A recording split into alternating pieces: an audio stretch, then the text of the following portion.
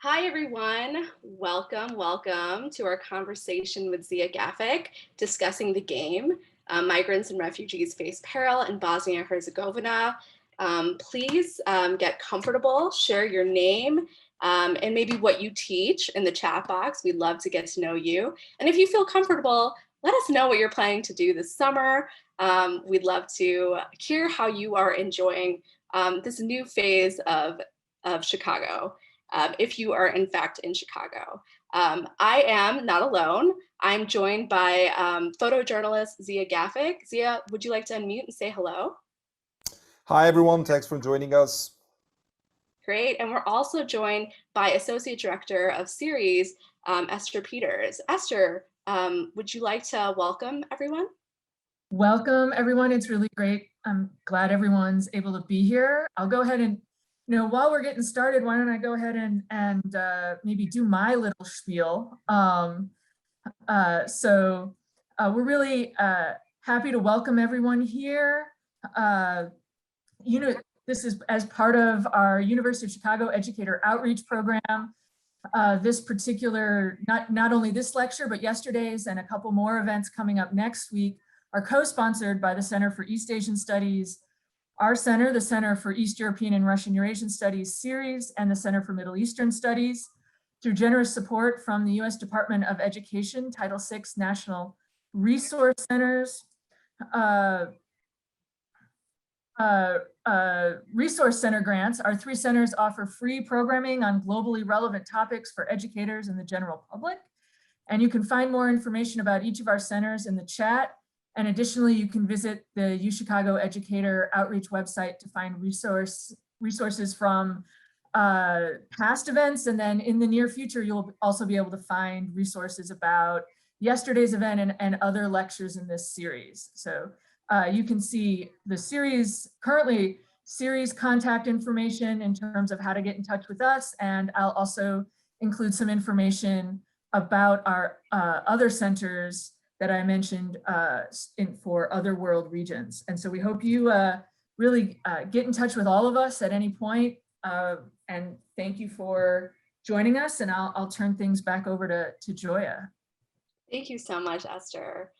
So let's go over our agenda for today before we get started.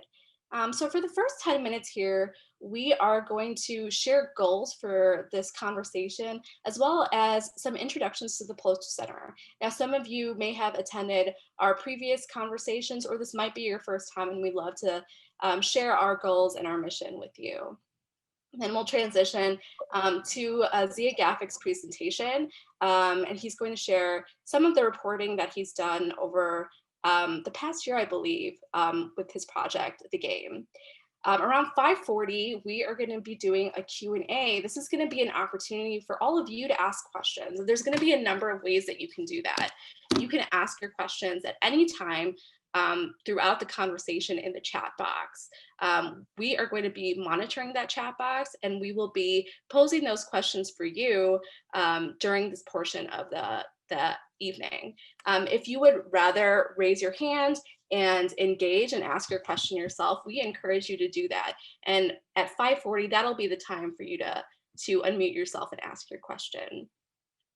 At 6 o'clock, we are going to break all of you up into small groups and give you an opportunity to talk to each other about ways you might use this reporting project in your classroom next year. You could talk about ways it reflects some of the instructional goals you've had over the past year, or maybe aligns with projects that you've implemented in your classroom, or you may think about ways you can leverage this project to meet some of the goals that you have for next year. And then finally, we'll meet back together for a closing. We'll share upcoming events with you, and then there will be a survey for you to complete. So we have 3 goals today. Our first goal is for you to connect with our photojournalist, Mr. Gafic, to discover reporting that you can share with your students. We also want you to apply the experience of COVID-19 as a lens in evaluating global and local systems that perpetuate inequities.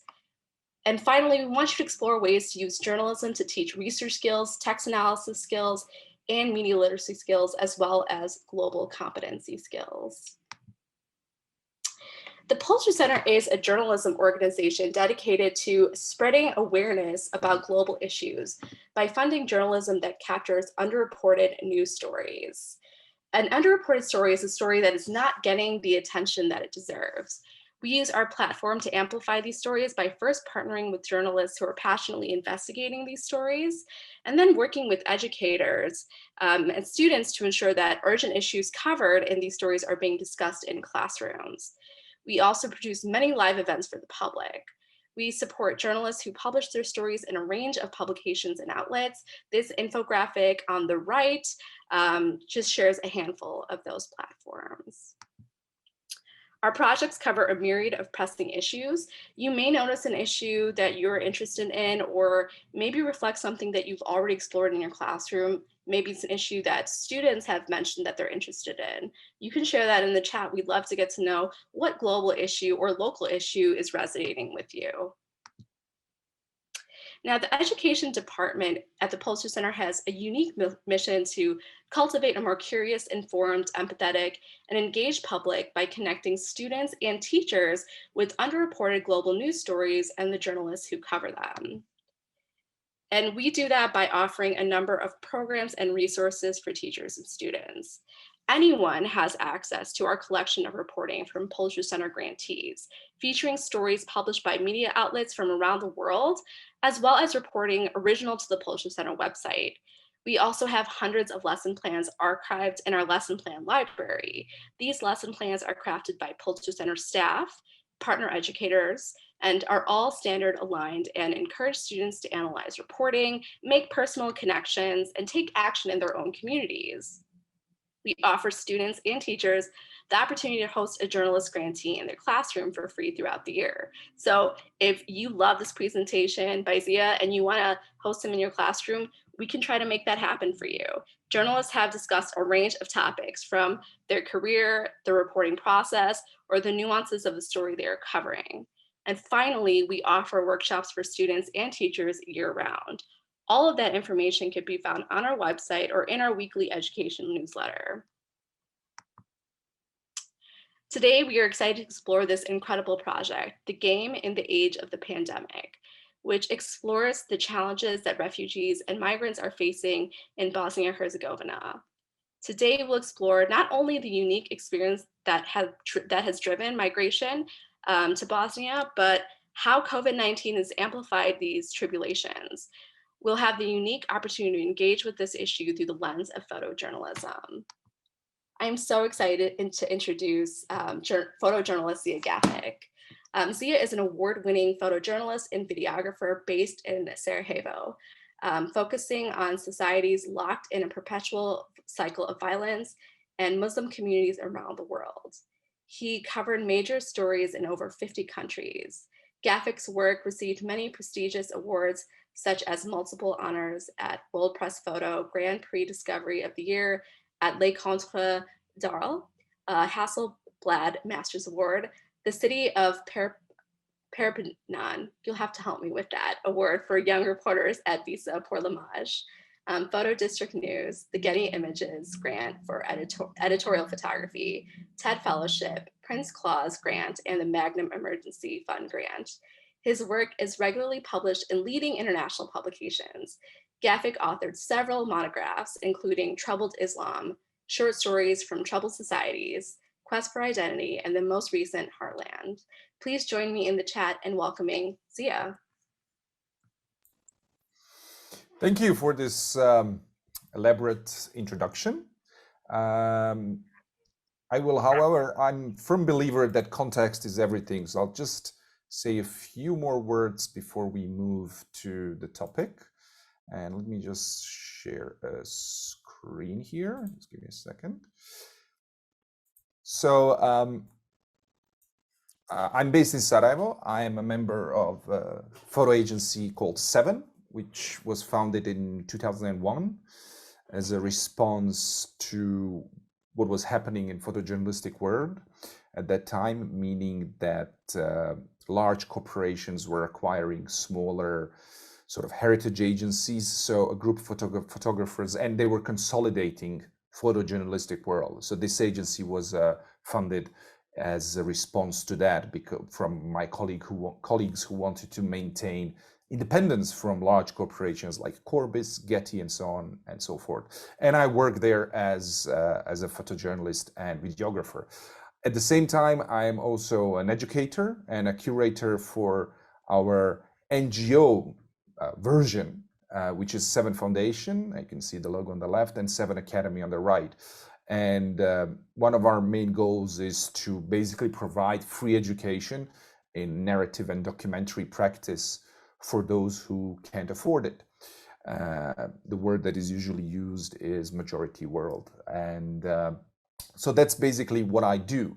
And to provide even more context about what we are going to talk about today, I'm going to share another link. Just give me a second. Sorry, not this one, but this one.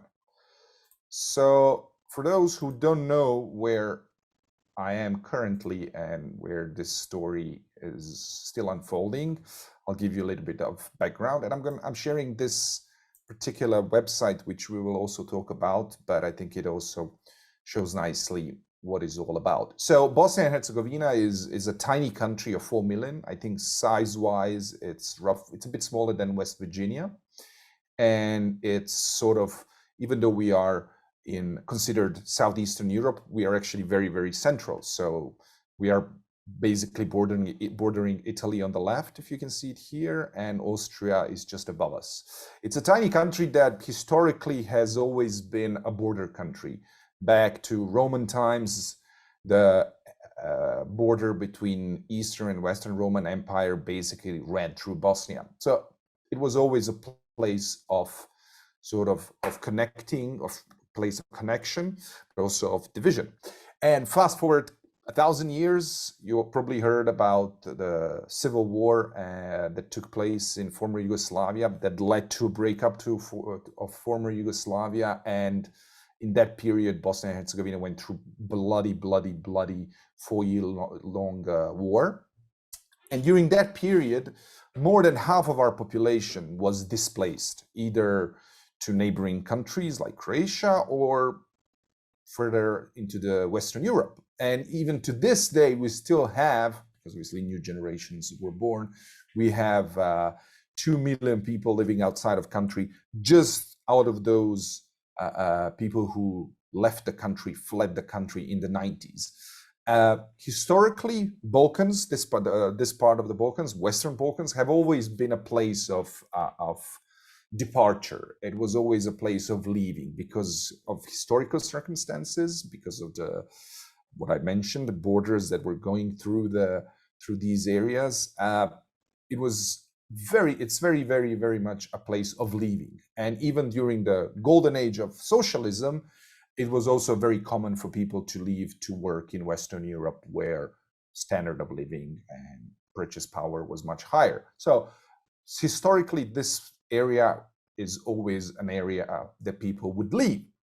However, that changed quite recently in 2015. For those who didn't follow the whole migration story,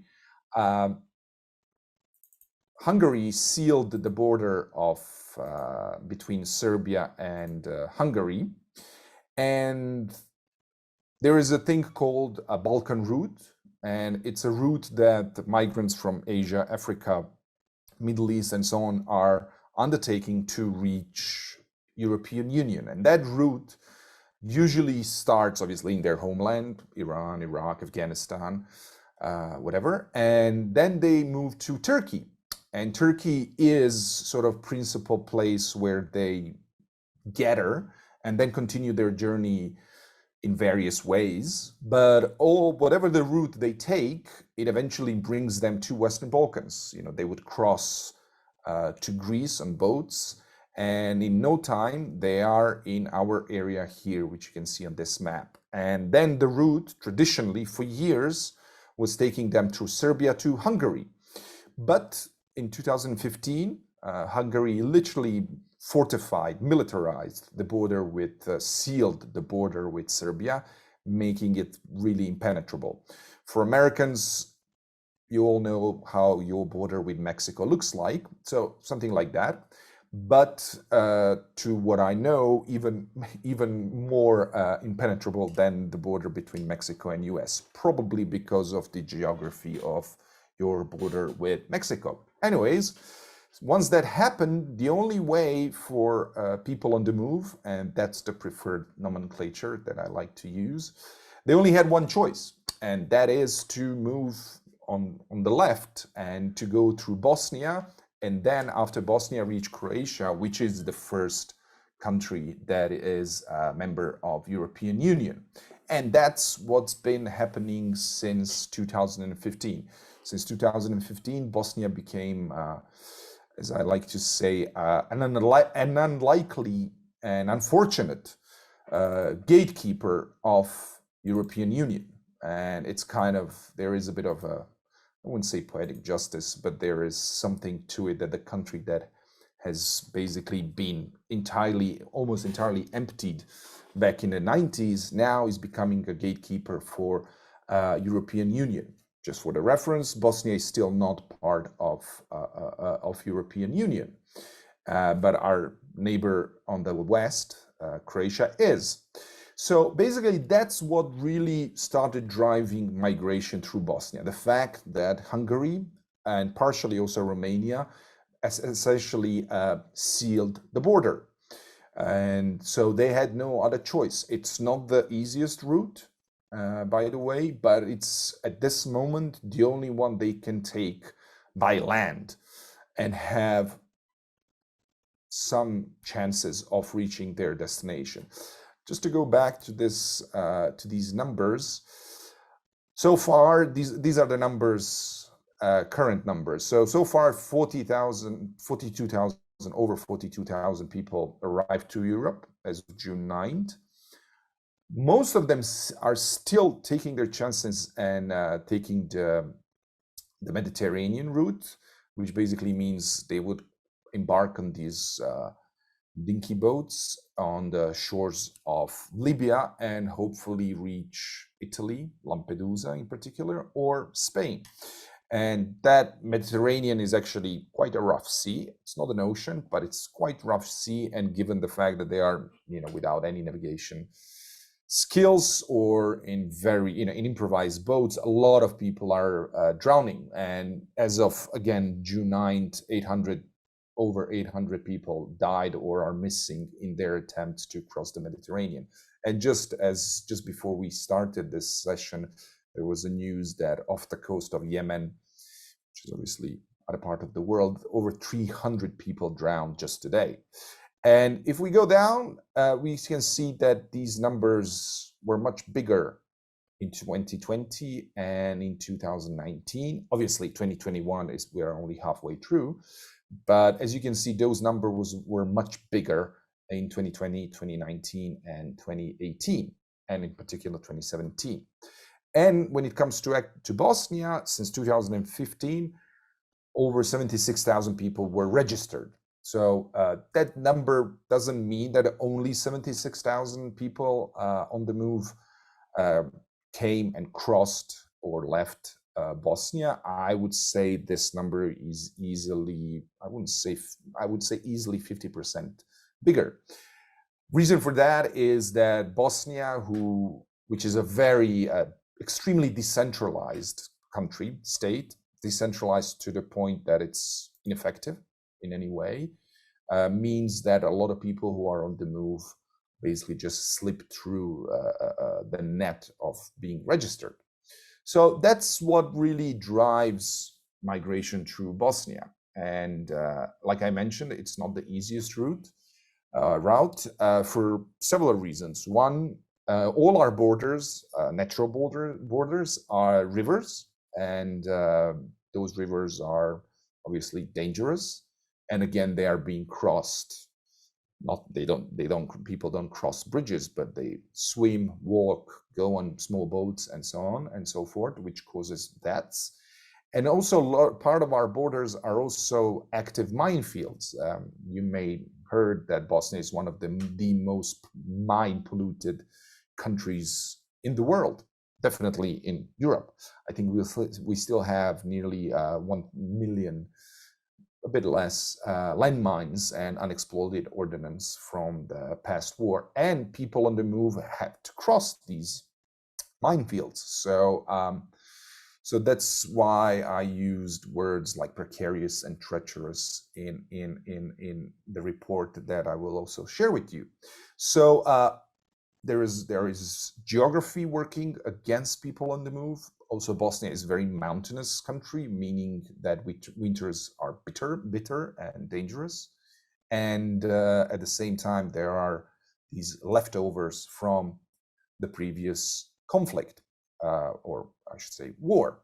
The piece I started as a journalist. I worked for the past 20 plus years. I've been working largely outside of the country, even though my career did start in Bosnia. But I was a refugee myself, by the way, during the war. For a short period of time, I left my home because of the war, and but I was I want to say I was a fancy refugee in the sense that I was in Italy. I was immediately accepted in their school system. We lived with a wealthy family there, so it was really, compared to what these people are going through, I was on a paid vacation. However, being a refugee is a very special experience because it really means that you are being uprooted for whatever reason.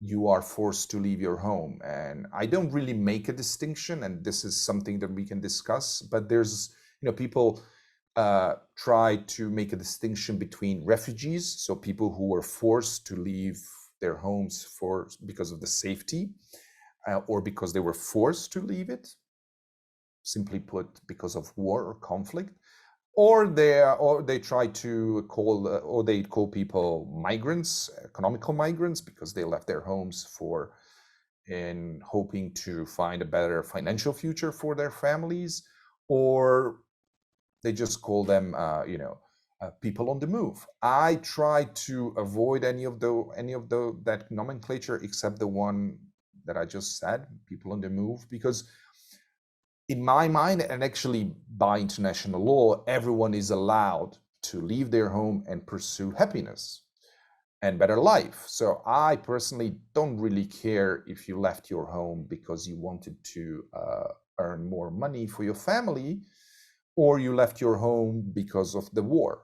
That's my personal choice, but that it's also founded in international law. And so to avoid all these confusions, I use the word people on the move. So, however, I was deliberately avoiding covering this particular story until it came home. So while it was happening in Serbia, I was covering other stories. But once it hit home and it really escalated with the outbreak of the pandemic, then it made perfect sense to focus on what was going on in my backyard. Like all of us, I was grounded. I wasn't traveling for over a year, and there was this story happening in my own country. So it was really, what I like to say, a logical choice. And I had a feeling that in the early days of the pandemic, I had a feeling that if this country and I'm being literal, can't take care of their own citizens when the outbreak happened, I was just imagining what's going to happen if and when the pandemic enters the community of the people on the move, because they are definitely the largest, the most vulnerable group in this country, and not only in this country. What I'm showing here quickly is the publication in National Geographic.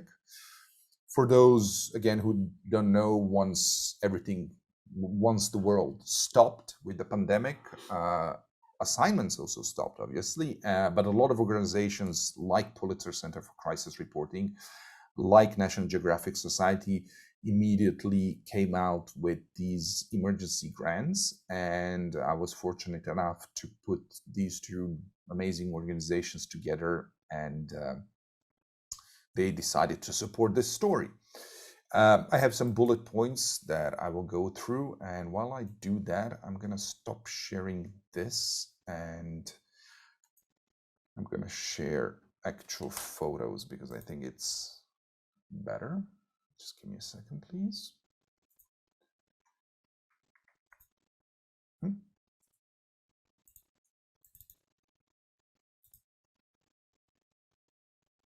Okay, brilliant. Okay, here it is. Here we are. Because I think it's better to view files like this rather than just hold on. Then a publication.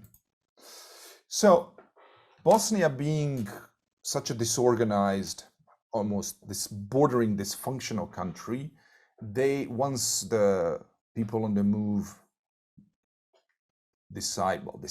were forced to take the route through Bosnia, the state basically ignored the fact that tens of thousands of people are entering Bosnia, and they simply put ignored it, and meaning that they were not stopping them at the border, not trying to help them, not organizing reception centers, basically just ignoring the elephant in the room, to put it bluntly.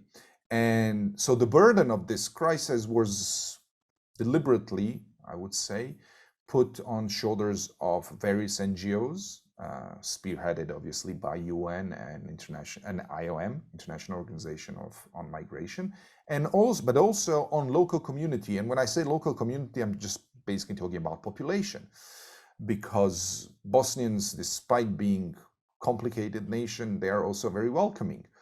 And the burden the burden of this crisis was also on the shoulders of many activists who are basically taking their own time and energy and resources to help people on the move.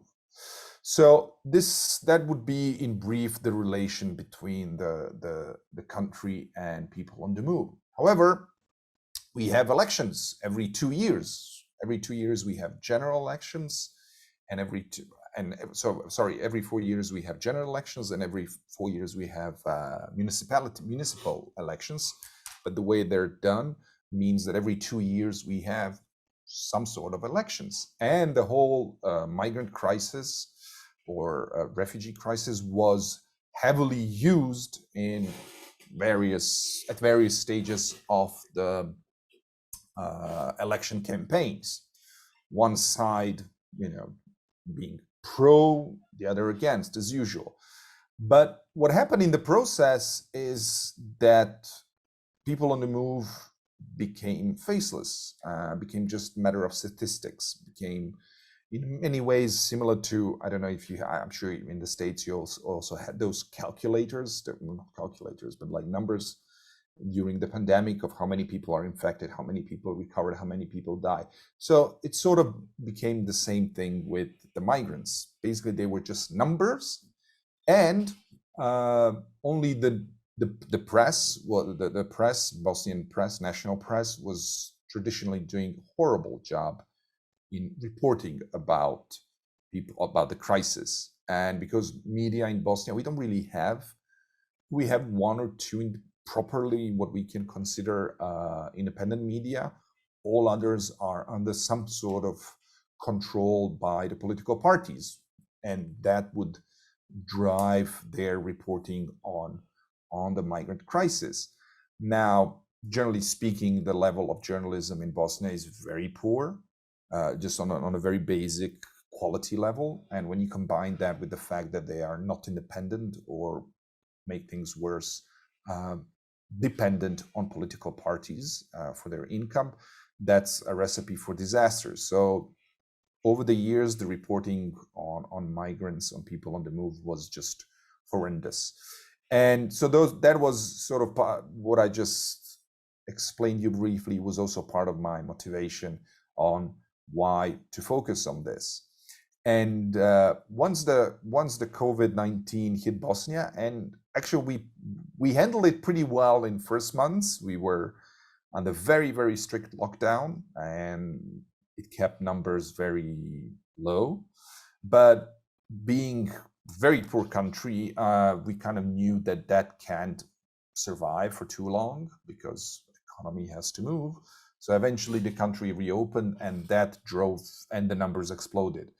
I'm not going to throw numbers at you because it's a country of 4 million. So whatever I say compared to the US is going to sound tiny. But one number that might make sense is that we during the peak of the pandemic, which was in March here, we were the country with probably one of the highest death rates. So that pretty much sums up the state of our healthcare, which, by the way, used to be, I wouldn't say stellar, but it used to be really good. And now it's basically annihilated by corruption and mismanagement. So anyway, so we were the country with one of the highest death rates of all affected countries. Now, I had the prediction that because in the meantime, as the refugee, the migrant crisis was escalating, UN put a lot of energy to and funds to create what it's called temporary reception centers, and those centers are basically huge places with thousands of people living in very limited living space. So all the things that we take for granted, such as self-isolating, reducing contact, social distancing, well, that's not simply an option for people on the move who are trapped in well, I wouldn't say trapped, but who are, we can say trapped in Bosnia. So I was expecting that COVID-19 will quickly enter these temporary reception centers, and knowing that our healthcare system, not only that it couldn't take care of the citizens, but I know for a fact that very often they would deny healthcare or assistance to people on the move, which, by the way, is illegal by Bosnian law and constitution, but they would just not treat them for injuries or what have you. Happens a lot. So my assumption when I started this project that sooner or later it will enter the camps, the centers, temporary reception centers, and it will be a massacre. However, I was actually proven wrong in the sense that the organizations who are running these temporary reception centers actually took good care about not allowing COVID to enter, and they had only sporadic cases.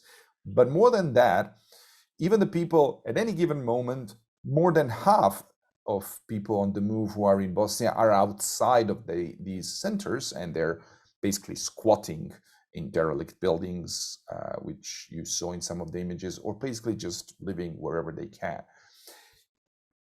But that half, and it's an approximate number, but that half of population of the people on the move is actually so isolated within this country. They have so little contact with local population that simply the pandemic, the COVID didn't enter their community on such a large scale. That's my reasoning. So, but that's telling us something else.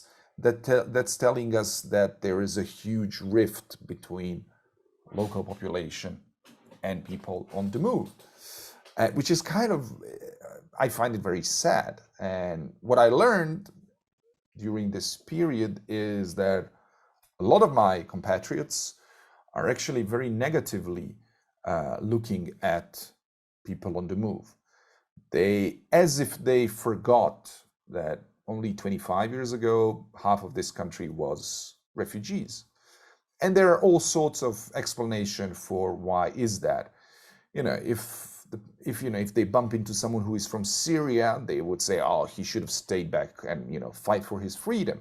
Or if they bump into someone from Morocco, they would say, well, what's wrong with Morocco? There's no war there. Or if they bump into, someone from Pakistan, same thing. Well, there's no war in Pakistan, and so on and so forth.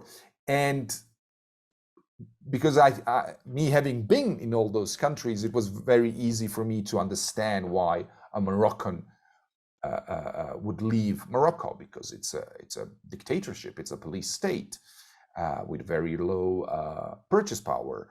If it's someone from Pakistan, from Swat Valley or Northwestern Frontier Province, well, that's as bad as Afghanistan. So I knew these things. So for me, it's actually the whole conversation from my perspective is very different. But bottom line is, and that's my argument, is first, we can't judge reasons why someone would leave its home, because it's a human right. So in a way, once the COVID hit this country and once the country closed, it started obviously having negative impact on economy. And given the fact that Bosnia is a poor country with huge unemployment rate, the only logical thing was that the tensions between foreigners, people on the move, and local population will rise.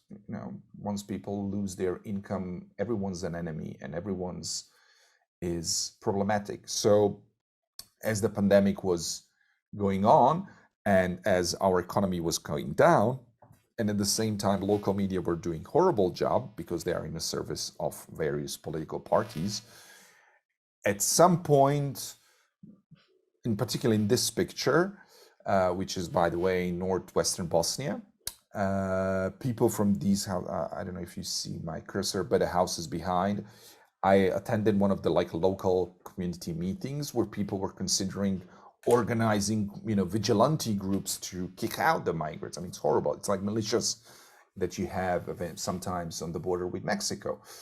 And so that's basically a relationship between local population and people on the move. And one other interesting thing, because like I said, Bosnia was always a place of leaving, and Balkans for that matter. And people in this country are not used, I know it's a horrible thing to say, but they're not used to see Asian people or African people. They're just simply not used to see anyone who's not white, to put it simply. And suddenly I learned that my people are very much racist. And because suddenly people in these small villages, because we also have to know that these routes through the country, they often go through the countryside to avoid large centers, like urban centers, where they would be, harassed by police and so on.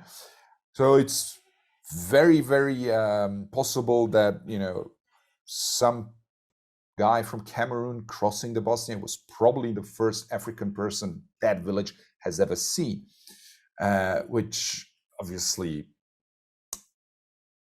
suddenly people were reacting in a very racist way, which for me, at the same time, because we are this multicultural society where Christians, Catholics, Orthodox, Muslims, and Jews lived together for 1,000 years, we always take pride in this multi-culti culture. But actually, now when we suddenly were confronted with tens of thousands of people from Asia and Africa, it turns out we are not that tolerant and friendly as we imagined. So at the same time, the response from the government remains appalling, is probably the best description. And at the same time, a lot of pressure has been put on, rightfully so, obviously, on UN and various UN agencies, because they, suddenly people, because they couldn't turn their anger towards the government because they wouldn't listen or care, they are turning their anger towards international organizations who obviously are doing their job as good as I would say as good as they can. Obviously, no one is perfect. So then their anger got redirected towards various international organizations. And let me just go through the few pictures. Get a sip of water. Now back to the title of the whole project. people on the move call their movement the game. So that's for them. I mean, I was fascinated when I heard that word for the first time. Whoever thought of it has a brilliant mind. So every move they make and this journey that they take from Afghanistan, Iraq, Morocco, Pakistan, Bangladesh, these days also from China, because also we have Uyghurs, they call the game. And it's just, I mean, it's horrible, but also very much accurate description of what they're going through. So what I've been doing is basically following them in this game. And the game in Bosnia, given the fact that they have to cross minefields, suddenly became exponentially more dangerous. In a way, the fact that the government deliberately, and for most part, is ignoring them, in a way is also making their transit in a way easier compared to some other countries where police and security forces would actively target, harass, arrest, expel, and so on and so forth. So for that matter, this ignoring by the state made their journey a little bit easier in the sense that they were not harassed. Obviously, it still happens. They're still being harassed, which, by the way, I keep repeating this all the time, and I have to repeat it again. It's all against the law. It's against our law, our constitution, and of the international law. And we can have that discussion as well, if you like, about what does it mean? You know, is anyone illegal? Because here, by the way, we are far behind the description and nomenclature compared to the US. So here they still use terms like illegal migrants or illegal people. I mean, horrible and totally inaccurate description of their legal status. And by our law, no one is illegal. They may have entered the country in an irregular way, but once they enter the country, our constitution guarantees certain rights to these people. But the state just chooses to ignore it. So what often happens is, picture like this, large groups of thousands of people on the move would basically pick a spot, usually close to the border, close to the paths that they use to cross to Croatia, to European Union, and basically build these makeshift settlements, which are, as you can see, horrible, without any facility whatsoever. And they largely would depend on goodwill of activists, and there, like I mentioned, many of them, or international organizations like Red Cross, IOM, and so on.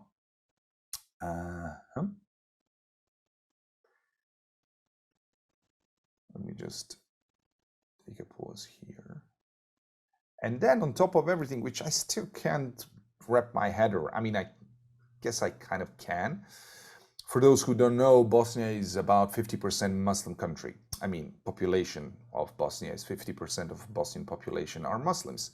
And 99% of the people on the move in Bosnia are also Muslims. And one would expect a certain level of camaraderie or, well, all the things that holy books are teaching us. And that, I would say, when it comes to religious communities, organized religious communities like Islamic community and so on, their response was none. They didn't do anything to help their brothers, which for me is mind-boggling, but it's the fact. Which means they are forced to basically, I hate to say it, but live like animals. There's no better description for the state in which these people are living.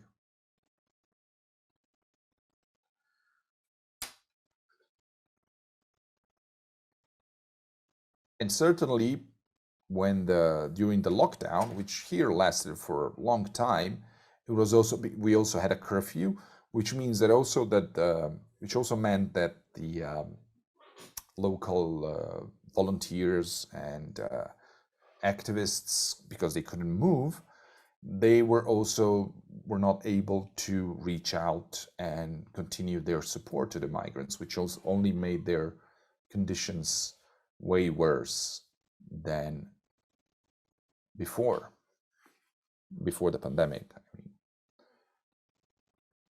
And I'm just showing you a larger edit of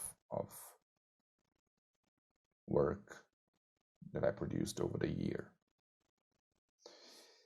And then before we started this, there was Ziyah sent a question to me, which I'm going to read out loud because it's going to take us to a second part of this presentation, which I find actually much more interesting. There was a question: how do you feel photojournalism uniquely captures this project and these stories?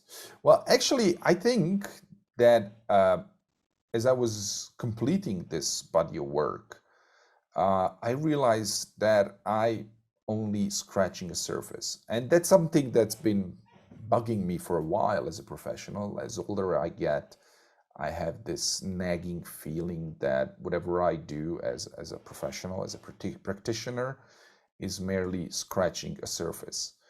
And there are many reasons for that. One, which is very important, is time. Either you are cash strapped or you are time strapped. When you are in assignment, you are not cash strapped, but you have a time frame in which you have to produce meaningful body of work that will be published somewhere, right? Which means my time in the field is limited. And that goes for all journalists, right? So there's one thing, there's a time constraint. Second, most of the people that you see in these pictures don't speak English. And it would be easy to find a translator if it was only one language. But in this group here, there's like 6 different languages being spoken, Pashto, Urdu, Hindu, all sorts of Bangla and so on. So you would need like an army of translators to help you communicate with these people. And then on top of everything, there are cultural differences. So as soon as I submitted this project, which as you saw was published and so on, and everyone was happy, I felt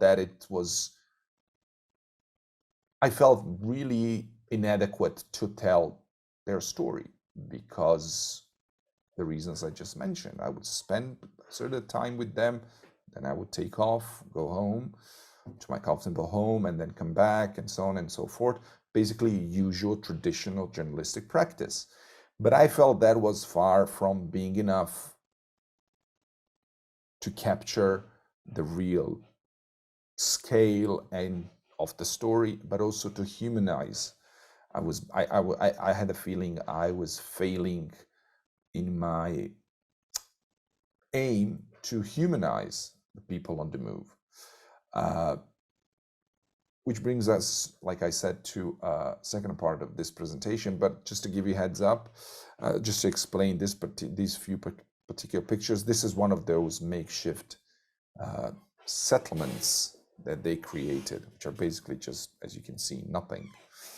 And this is part of their journey. I was following them, and basically, Croatian border is a couple of kilometers from here, and they would go through the mountains with, as you can see, not really mountaineering gear, as you can imagine. They would cross into Croatia. Those settlements are always close to the border because it makes sense logistically. And they would cross Croatia. Actually, crossing the border is not much of a problem. I mean, it is a problem, but the easier part is crossing the border. The most difficult part is crossing, I think, like 280 kilometers on foot, by the way, through Croatia, and then to Slovenia and Italy and wherever they want to get to. Because what they need to get to is Schengen zone. For those who don't know, you have EU, but within EU there is this another, how would I say that, organization called Schengen zone, which means there is no borders. So there are no borders between Slovenia, Italy, and so on. But there is a border between Croatia and Slovenia. So once they enter Croatia, they do enter European Union, but they still have another border to cross. And that is the reason why before Hungary sealed its border, Bosnia was not the preferred route. Because Hungary is in Schengen, meaning once you enter Hungary, you get on a train and you go straight to Berlin, right? No, or whatever. There are no borders. Well, in this case, with Bosnian route, and this is why it wasn't popular before, you would still have another border to cross after crossing Croatia. And what usually happens is that because Croatia is actively, and I say this with full strength of that word, is actively catching, hunting is probably the better word, people on the move, and then they are involved in highly illegal practice, and this is, by the way, by now known fact, practice of pushback, which basically means they would capture them and they would send them back to Bosnia illegally, without any due process. They would strip them from all their earthly possessions. I'm gonna show you the first picture again. They would basically take, if it's a group of whatever, 5 or 10, they would take all their cell phones except one, because they move through the country by Google Maps. So they would leave them one phone and basically bring them into proximity of Bosnian border and literally kick them back. And so, for example, this picture, this is the 2 Afghan boys, I would say, who were on foot for, I think, 2 weeks before being stopped by what they say was basically a vigilante group in Croatia. And basically it was civilians, vigilantes, who sent them back, but not before basically stripping them of all their clothes except what they had on them, their backpacks, phones, and everything, and they just kicked them back. That's a practice that it's taking place every day, and it's highly, like by any law, it's illegal, because by international law and by both Bosnian and Croatian local national laws, if you to send someone back, you need to detain that person. You have to establish his or her identity. And then once you establish her identity or his identity, that person is entitled to ask for asylum. And that asylum has to be solved with a positive or negative answer. And then eventually you send that person to the country of origin, not to the next country, which in this case, Bosnia. So that's been taking place every minute of the day, and it's probably the worst aspect of this game, so to speak. Anyway, as this project sort of completed, and please let me just check how we're doing. Are we doing well? Are we on time? We are good on time. Yeah. We can go for another 10 or 15 minutes. That's perfect. Anyway, as soon as I completed the story and as soon as it got laid out in the magazine and I saw it, I was immediately unhappy with it. And because I just felt that I only scratched the surface, and because I felt that I was inadequate to tell their story. So I had this idea of, basically I was thinking, well, wait a minute, why should I be the one telling their story? Why should, for that matter, any journalist be the one telling their story? And, I started thinking about all the Me Too movement, Black Lives Matter, and even though those movements are about systemic racism, sexism, violence, political representation, and all other things related to those movements, they are also about who owns the narrative, who tells the story. That's at least how I see it. And I think a lot of these movements, deep inside them, there is also a question of who controls the narrative, who tells whose story, right? And in case of people on the move, it's exclusively, and I mean exclusively, told by others, by professional journalists, by activists, by international organizations. You would rarely have person on the move, refugee, migrant, call it whatever, actually tell their own story. So I had this idea of creating, and let me just share screen here, of creating this. It's a project called Dispatches in Exile, which is a project by 7 Academy that I am curating and editing. And the idea is to, let me just share about. The idea is to provide basic training, and I mean really basic training, to as many as possible people on the move, to train them to tell their own story, and then gather the content they produce and share it in a more of a curated, edited way. And that's what I've been doing ever since I completed my part of the story. And I feel that this is like, even though these are not my pictures at all, I feel that this is the most important project that I've ever done.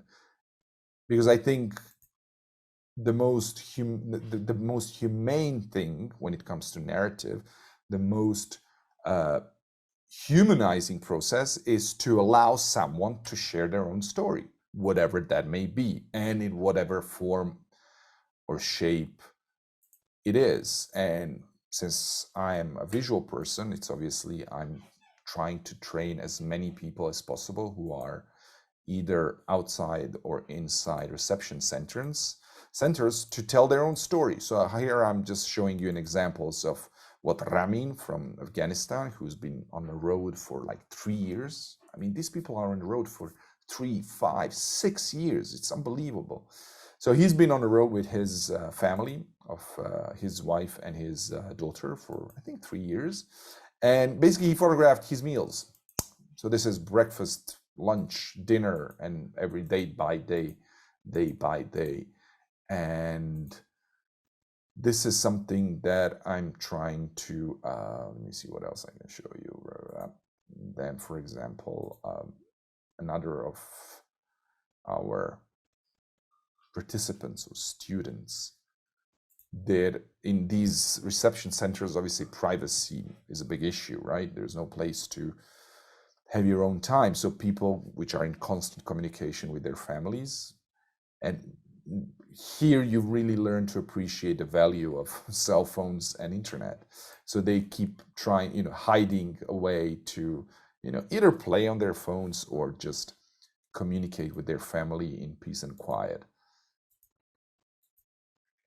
So really here the goal and the idea is to somehow give power back, so to speak, and help them take ownership of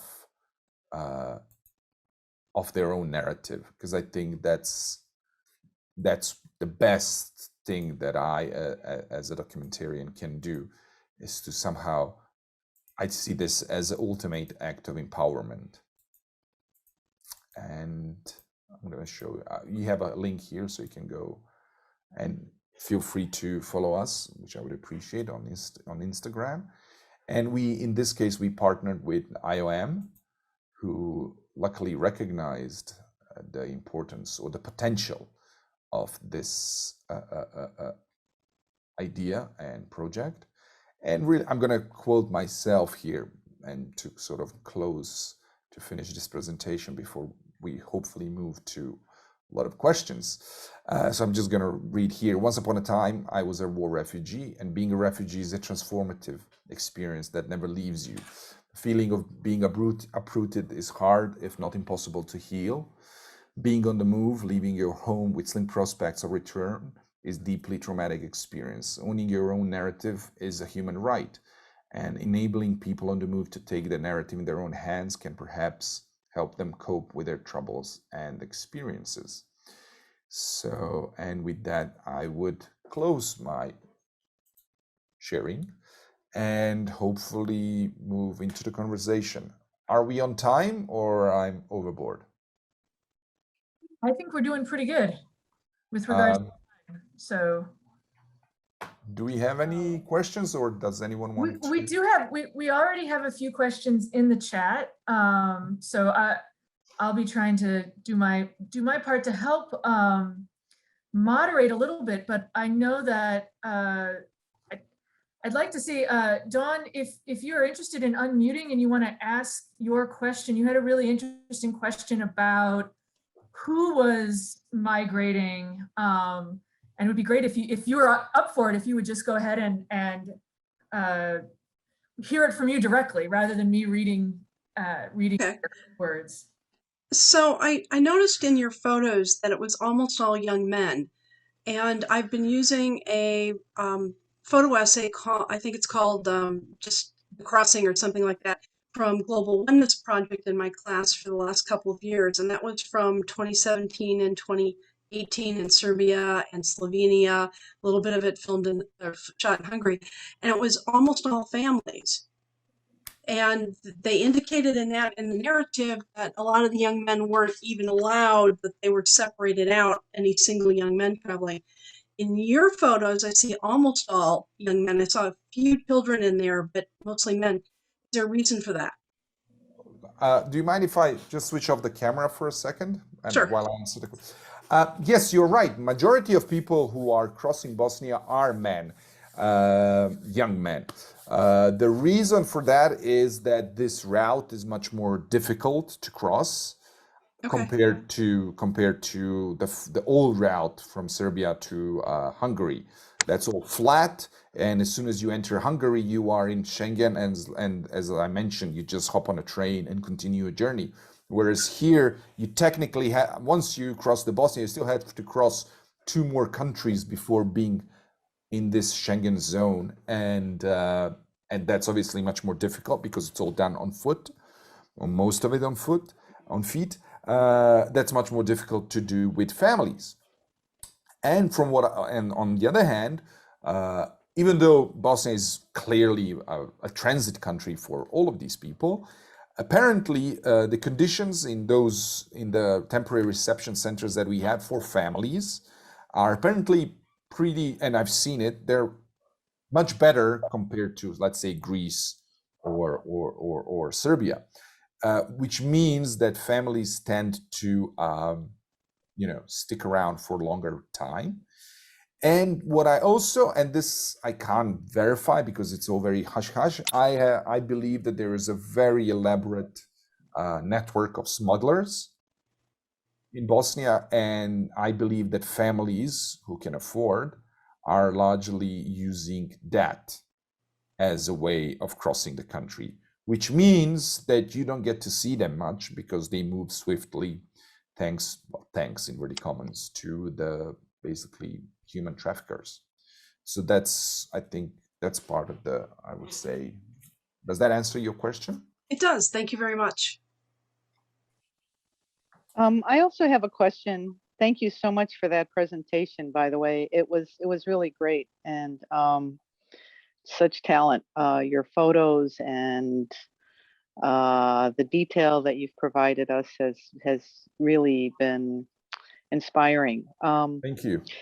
You're welcome. I'm curious to know if you feel like your work is having an impact. And you mentioned that one of the things you discovered is that there is racism among your people, and that was something that was noticeable when the people started coming in from all over. How do you feel it is now? Do you feel like is there any kind of organizing going on in the country to try to change this, to try to be more welcoming? And also, do you notice that your work is having an effect in terms of policy, in the country, to try to have better policies for how to deal with the refugee issue? Well, just to answer first the question about impact, I'm going to quote one of my favorite films. You met me at a very strange period in my career where I feel that really I'm having serious doubts about the effects of what I do. That's really on an honest assessment of what I do. And it may sound depressing, But it's not that depressing because I'm still trying to do it. I'm still insisting on doing it. But I think I would be inclined to say it doesn't have much of an effect.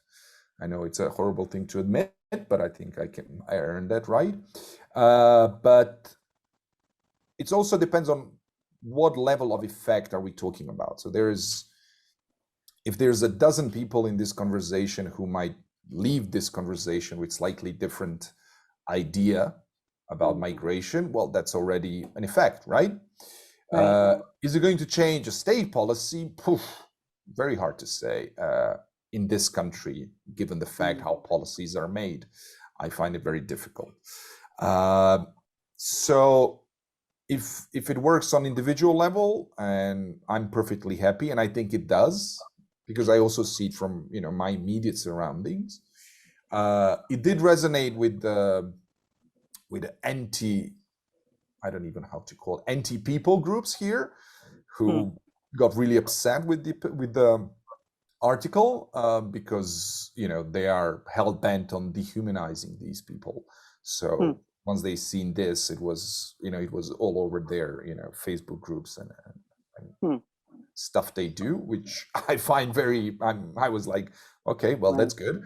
At least it's hitting some points. And on the other hand, when it's kind of hard to when you the part of your question about being welcoming and so on and so forth, I have to say, despite my impression of this country not being as welcoming as we like to present ourselves, when I speak to people in these photos, every single one of them, and I can't believe that they are doing only to please me, inverted commas, they were all generally very happy and pleased with the way they were treated by the local population.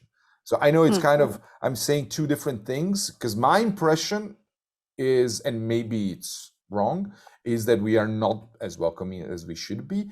But when I speak to these people, they were saying, oh yeah, Bosnia, really good. I mean, like, people help us and, they give us food and so on. It's not like here or there, not to name countries. So it's kind of hard to, you can't do a poll, right? It's very hard to do a poll or, some sort of research on that. So when I ask them, they are like 90%, not 90, but 80%, they will say Bosnia, really good.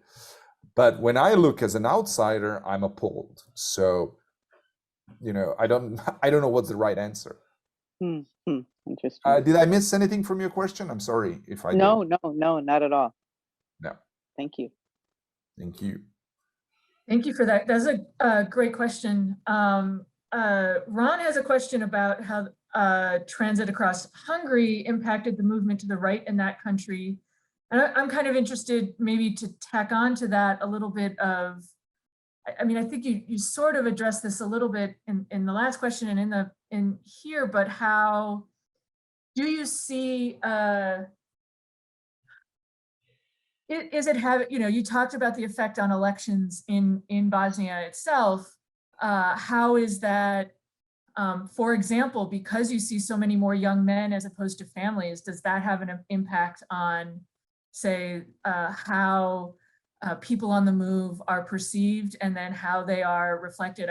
I know that comes up, again, maybe to bring a little bit for people who might not be as familiar about immigration concerns in Europe, but often that is an issue that people bring up with regards to US immigration and the ways young men in particular are perceived when young men reach the US-Mexico border versus families and who we see as children. That is certainly, who gets to be a child? How long does somebody get to be a child? And when do they become a young man that is dangerous and things along those lines? So that was perhaps a way too much to address in one question, but those were both with Ron's question about, do you see the impacts that happened in Hungary potentially tied at least somewhat to immigration? Do you see something similar happening in Bosnia? We see it happening in all sorts of places in Central and Eastern Europe, really all through Europe and in our own country in the US. Do you see that happening in Bosnia? And then how that gender disparity What I do broader. see is, and what I hear is that our people are generally negatively responding to the fact that it's majority young adults. But there's a very simple question and the reason why it's so many young adults, because it's such a long journey. It's such a dangerous journey. I'm a father. I'm a father of two girls, and when I see the families who are taking this trip, I'm like, I just can't imagine myself undertaking that trip with my 5 and 7-year-old. So I think it's just a logistics. 20-something-year-old can endure more, right? And this journey, I don't know, from Kabul to Sarajevo is like whatever, 4,000 miles or 5,000 miles, something like that. And to do that with, families, and they do. And if you go on our Instagram, I will be sharing a journey of one Hazara family from Afghanistan, and it's like two girls who are a brother and sister in their early 20s, and a baby and parents. And I mean, like, it's just insane. It's literally, I mean, I don't know what other word to say. It's like a desperate attempts. So anyway, so for me, there's a logic why we are seeing so many young adults, whatever that definition is, right? And at the same time, I do see largely negative response from local population to the fact that it's all young men. Why is he not, like I mentioned earlier, stayed at home and fight, or stayed at home and earn money for his family? So I don't know if that answers a little bit your question. No, I think it's interesting. I mean, that thing you brought up of, and I think we see it in our own country, particularly at when dealing with family separation here, and the question of when you're talking about families and young children, that immediate step to empathy of imagining taking your family on this journey, and that stops on that somehow when it's young men, the response is not that immediate, that chance to empathy. And so that's one of the things I find so fascinating about the Dispatches in Exile is I had the chance to be looking at it for longer than maybe some people on the call right now, because you sent it I think last week or so, and there's like one of the authors, one of the participants had like a song, right, that he sang, and that the ways in which that kind of bridges those gaps, I think is really interesting. I will kind of come back to the original question. I don't know if you have any thoughts on the current situation in Hungary, and you want to reflect on that. I don't know how far you're, you want to kind of comment. I mean, not to take too much time, but Hungary is relatively straightforward case. They have a hardcore right-wing fascist government, and they are acting as one, right? They have absolute power there. So whatever they decide, and obviously they decided to take very much an anti-human stance, if you like. So for them, the solution was very simple. We're just going to fortify this border. We're going to put X amount of border police. We're going to put fence. It's not a huge border like with Mexico, so it's relatively easy to do it. Even though EU was kind of against it, Hungary is part of EU, so I'm sure they have access to funds to help them fund that. And that was it. That's simple. They solved, in I have to say in quotes, they solved the immigration problem for them.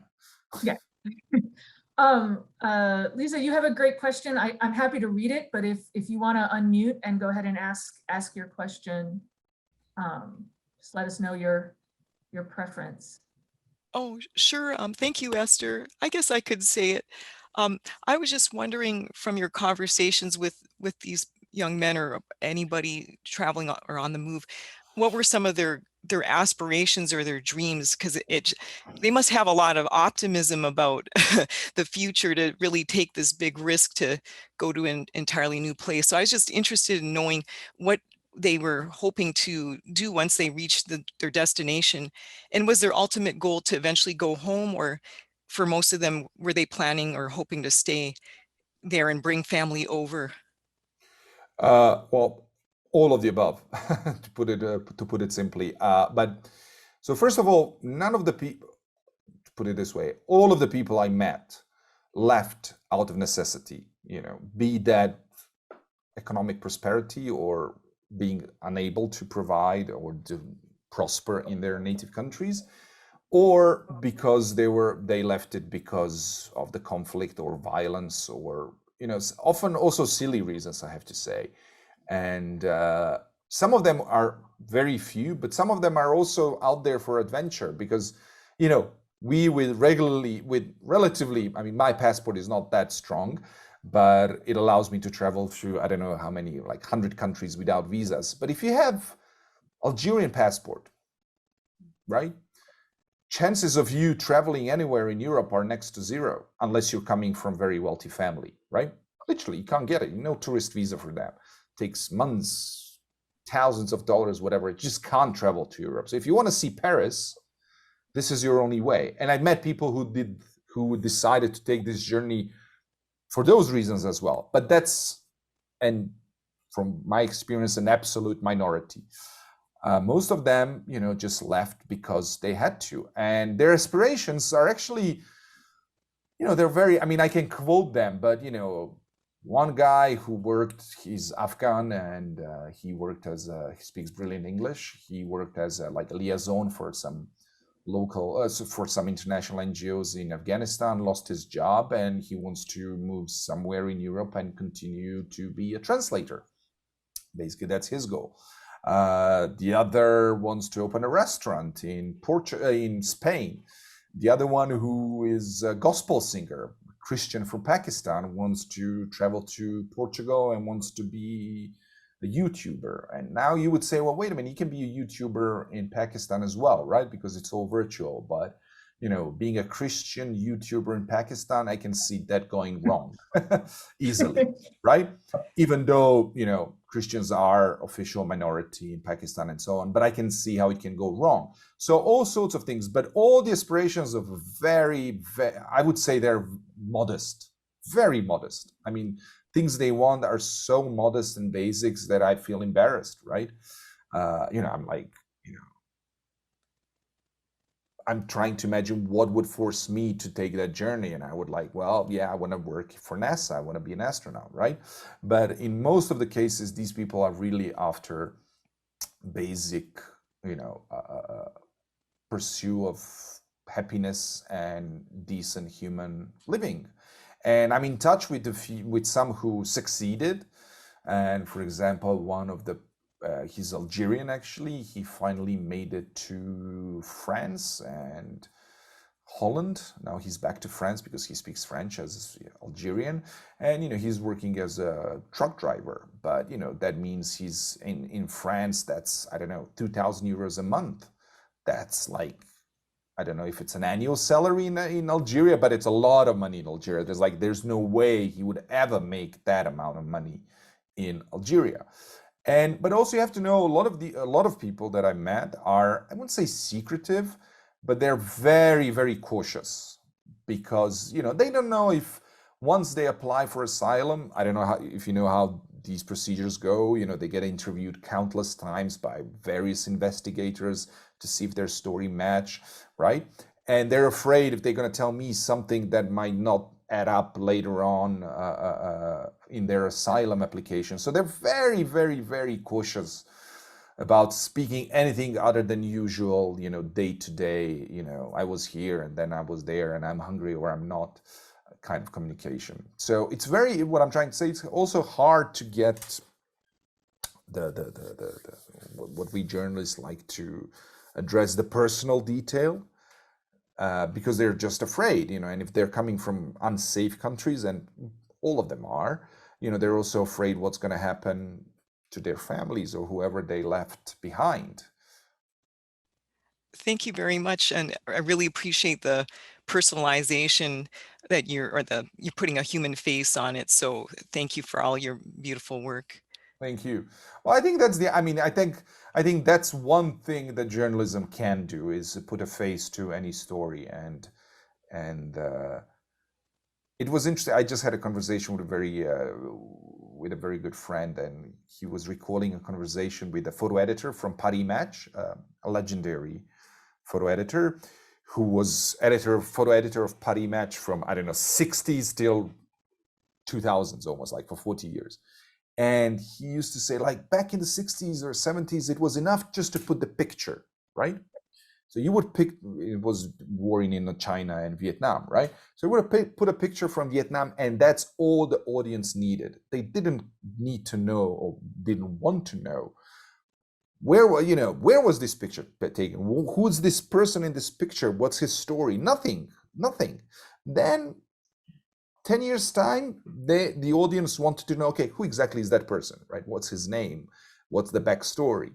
And that sort of evolved. And nowadays, they, when they see a picture, they want even an Instagram handle or Twitter handle of the person in the picture, even if it's, picture taken in Afghanistan, because I guess we get used to, seeing, I wouldn't say normalize, I guess normalization is the word. So now you really have to provide this human aspect, or put the face to the story, which is not always easy because of the reason of, security at the bottom of the line. So anyway, but that's one thing that journalism is pretty good at, if it's good. Thank you. Did you have a translator of various, I know you mentioned like there was that one camp where there were 6 different countries, people from different countries, or language speakers, I guess. Did I have translator? Yeah, occasionally when needed, yes. Not always, because there's always someone who speaks English, so you kind of tag along and so on. But it would be, logistically, it would be too complicated to have, like I said, various translators. And we forget, but, people in Afghanistan, it's very normal, very common that they speak like 4 different languages. They would, I met Afghans and Pakistanis, each of them speak, 4 different languages. They speak Hindu, Urdu, Pashto, and so on, and Farsi. So that covers pretty much all. And so actually the people you've seen in this picture, they're extremely entrepreneurial, if that's the word, because of the effort they put and the success. Just try imagine yourself now walking from US to Peru or whatever. So anyway, very entrepreneurial people who generally speaking speak more languages than I do, and I speak quite a few. Thanks so much. You're welcome. So we've got a couple more questions in the chat, and I think we've got a few minutes. If you, I'm fine. Yeah, it's up to you. So I have tons more questions, but I will be a good moderator and go to the chat. This is about occupied Palestine, and so someone wanted to know if you'd ever been in occupied or have you been to occupied Palestine, and what was your impression of the Palestinian refugee situation? Oh, I worked there since 2002, on and off for basically last 20 years. It was one of my first international stories, so to speak. So what was the question again? Can you repeat it? Because now it's a hot topic. So what's your impression of the Palestinian refugee situation? Well, it depends where, because, well, generally speaking, it's horrible, right? But it's also very country dependent. So like in Jordan, they have, they can enjoy certain civil rights and get a passport and so on. In Lebanon is quite opposite. They're basically stateless. Back in 48, the lucky ones, largely the Christian Catholic population, Palestinian Catholics, they were lucky enough to get Lebanese passports. That didn't work for Muslim Palestinians. I think Lebanon has like 1 million Palestinians there, and out of those 1 million, they have barely any rights, no work permits, nothing. And we're talking people who are there for 50 years, 60 years. So it's a state dependent. So I don't know. I guess I would need a sub question to go into more detail, but it is one of the, if you think about it, it's one of the longest ongoing refugee crisis, right? And I guess in case of Palestinians, it's a clear they clearly fit the definition of being a refugees, because they left their homes in, pursuit of safety and out of fear of being, they fled war, be that the one in 48 or 67 or 73, you name it. But it was always, so I think Palestinians obviously fit perfectly the definition of refugees. Dorian, you have a great question in the chat. If you wanted to unmute and actually ask your own question, that would be great. Hi. Hi. Sorry, my daughter's kind of making a lot of noise in the background, so I hope she won't disrupt me here. You're focusing on something that I too am working on with my research. Unfortunately, because of the pandemic, I've been barred from actually making it over to Bosnia. So I've been doing all of my prep work from afar. While everyone's looking at the migrants, I'm really interested in the locals, and particularly sort of how the nativists are sort of mobilizing themselves and working through, I don't know, issues of identity and sort of racial categories when it comes to dealing with the local migrants, or the migrants coming in there. So I was just wondering, one part of this, I've been really following a few of the ideologues that are sort of trying to light fires under this, and particularly Fatmir Ali-Spahic in Tuzla. And I'm just wondering, since I haven't been able to be on the ground, are you seeing his rhetoric being picked up? Are people starting to talk about Gazia Iliguzia? And I don't know, sort of how much of a following does this really have, or is it quite isolated? Well, actually, he's the one who picked up on the Net Geo article. Should have sued him because they also copied the pictures. But yes, it was picked up on him, obviously put in very negative context. I mean, put it bluntly, those people are idiots. And moral pygmies, so to speak. And is that being picked up? I'm afraid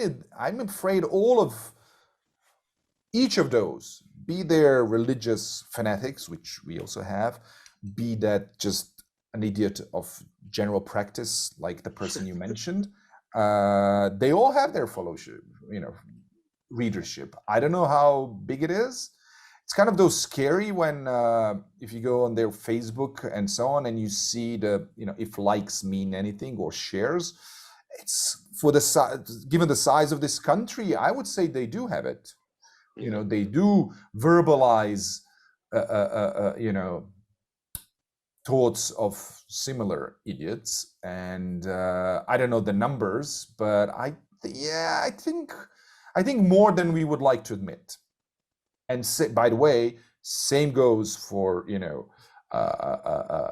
sexual violence, or people who would make stupid.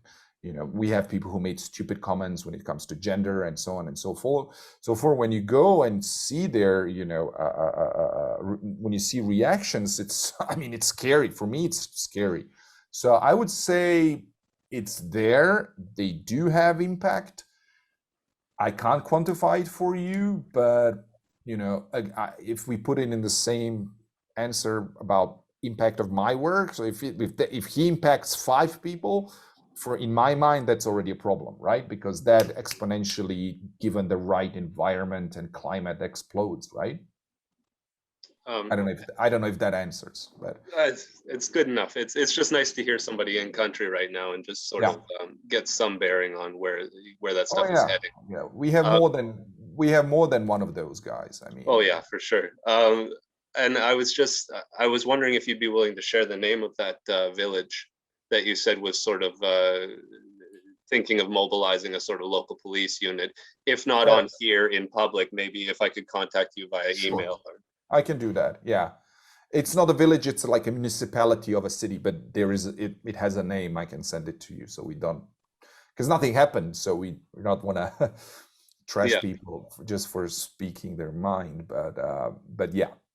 Okay. But it did happen in another place. It did happen. People mobilized. They stopped buses. They threw buses who were bringing people on the move into the newly opened temporary reception center. They smashed windows and stuff like that. It did happen.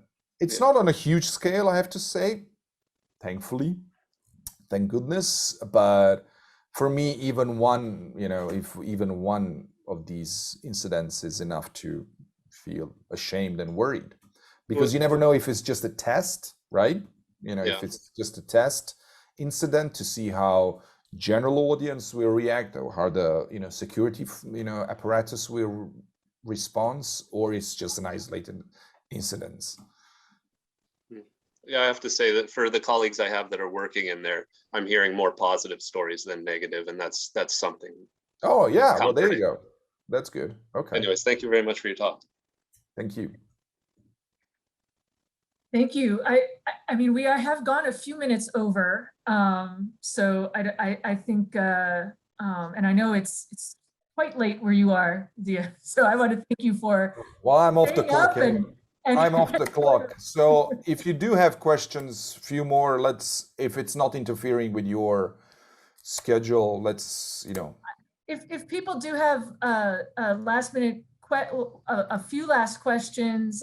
We do want to have some time for those people who want to talk about how they want to use, how they might use such work in their classroom. So people can start to share that if they'd like. We could do that now as well. But if I can ask one, I'm just curious about one thing as people kind of decide if they have another question or not. You've talked about moving into, that people are moving through and that, that there's this kind of response, especially when COVID-19 hit. And obviously we see it everywhere that as soon as your job is threatened, that new people coming in immediately become a threat. You do see in certain places where there's pushback against that, where there is maybe like, actually, we need people, and these are engaging, as you say, entrepreneurial people. They actually could help us. Is there any kind of pushback against that threat language? I mean, it's very small and tinier voices than I would like in the U.S. and obviously our situation is very different than in Bosnia. But I'm curious, especially given the history where so often it's people leaving. And is there anyone actually saying, actually, what if we embraced them and didn't help them get somewhere else, but encourage people to come here to replenish what we lost, in the past war? Is there anyone who's, not just we should do it because it's the right thing to do, but actually we get something out of it too? Is there anyone trying to make that? I'm just curious, kind of pushing against that. Don't do it because it's the right thing to do, it's the moral thing to do, but do it because it's how you're going to put food on your table. Is you're gonna embrace these people, and that's going to actually help you in the long run.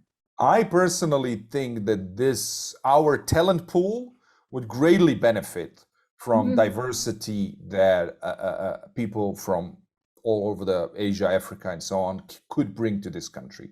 I genuinely think so, because I think this country, even though we have this multi-culti mix in place, it's very different from what people from Asia, or Africa would bring. So I personally think, again, I'm repeating myself, our talent pool would greatly benefit from it. Do people vocalize it? I'm sure they do. I'm just trying to think. It depends which people. Like, do I vocalize it? Yes, I do. Does some politician vocalize it? Not a single one, as far as I know. Is there an influential journalist who wrote something along those lines? Yes, but it's a question. Do they listen more to the idiot that we mentioned earlier? And excuse my language. It's the most appropriate word for that person. Do they listen to him more? It's like with fake news, right?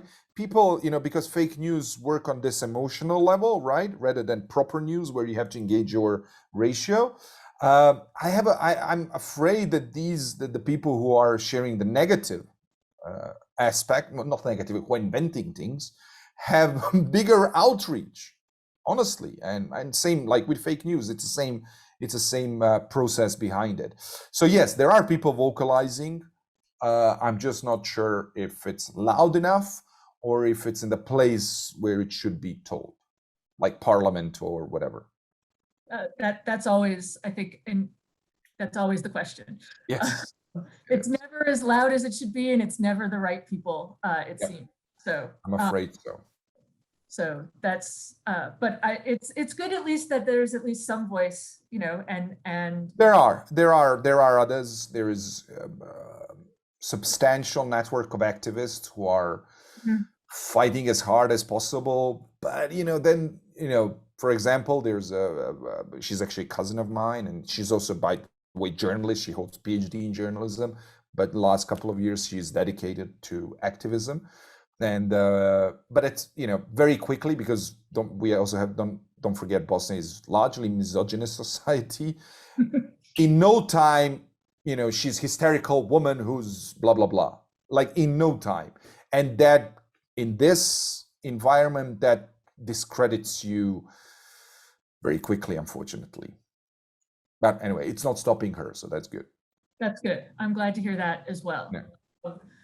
Well, I don't see any hands up, and I don't see any more in the chat. So perhaps this is a good time to turn things back over to Ziyah at this stage. Yeah, thanks so much, Esther. And Ziyah, thank you so much for your incredible presentation. I want to, if you have any closing remarks, I want to give you the floor, and then we'll transition into our teacher conversation.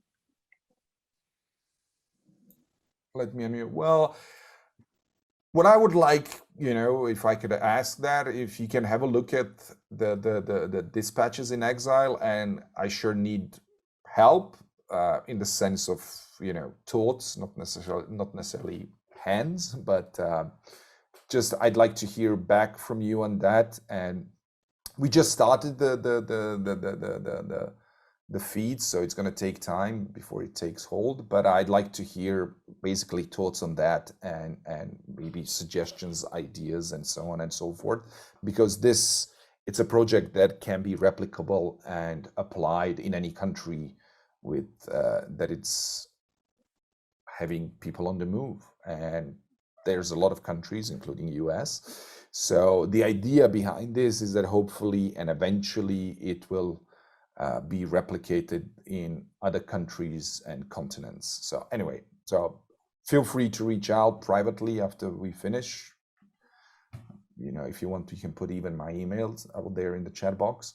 So that's what it's not much of a closing remarks, but it's something that I'd like to hear back about. So anyway, that would be it. Ziyah, I think you're still on mute. So close. It looked good. We just. Thank you so much, Ziyah, for your presentation and your closing remarks. I'm showing you Dispatches in Exile, the Instagram feed, and here is the website that you've seen a couple of times, but I certainly encourage all of you to take a look in your free time. So let's thank Ziyah in the chat, and then let's move on to our breakout rooms, everyone.